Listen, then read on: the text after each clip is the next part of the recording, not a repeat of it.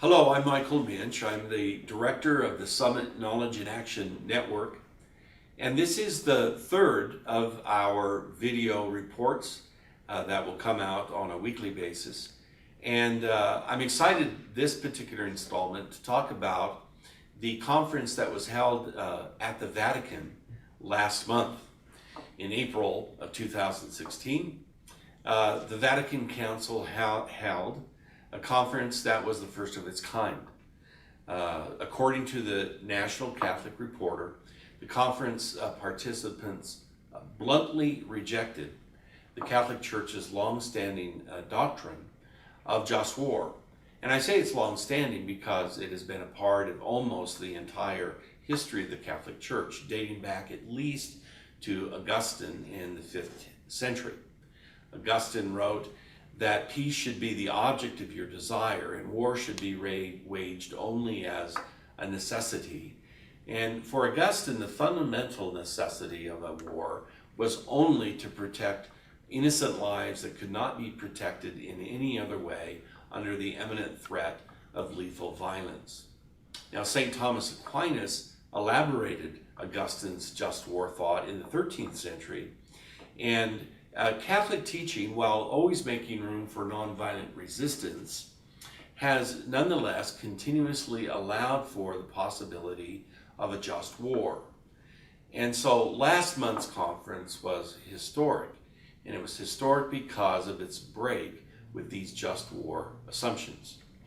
The three-day event was co-hosted by Pax Christi and the Pontifical Council for Justice and Peace. And some 80 participants called on Pope Francis to write an encyclical letter or some other major teaching document reorienting the Catholic Church's teachings on war. Ken Budigan, who teaches at Loyola University in Chicago and is also the executive director of Pace Bene, said, "We have gotten a green light for months that this is something that Pope Francis is excited about moving forward on, and we know that Pope Francis has a vision, and we're here to support that vision." The participants released an appeal as a part of their discussions, and it stated quite bluntly, that there is no just war.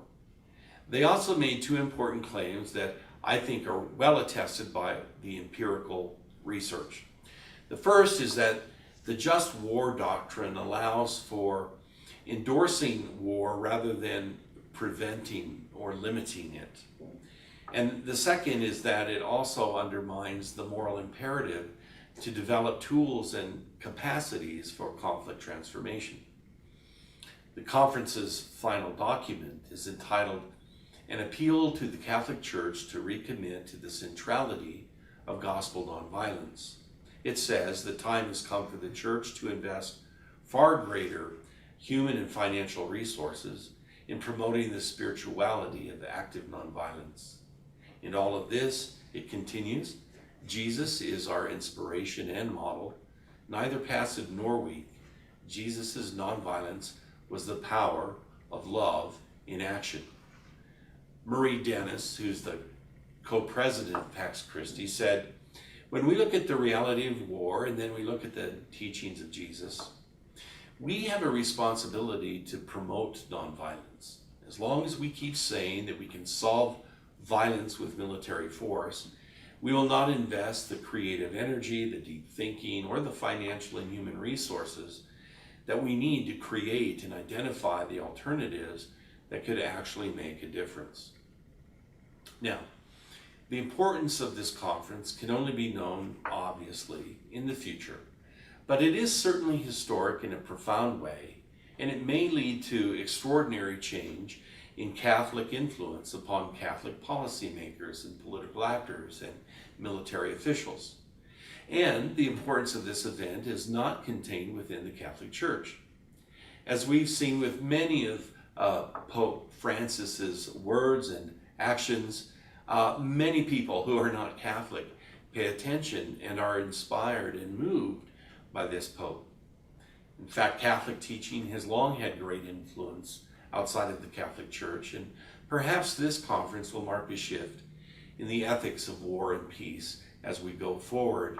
And all of the Abraham traditions, peace-building efforts will be influenced, and even those outside of Christianity and faith communities alone.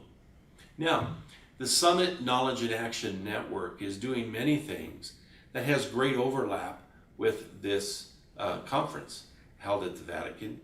And so in our next video report, coming out a week from today, you will hear about our work as it overlaps and relates to this exciting conference. Thank you for listening.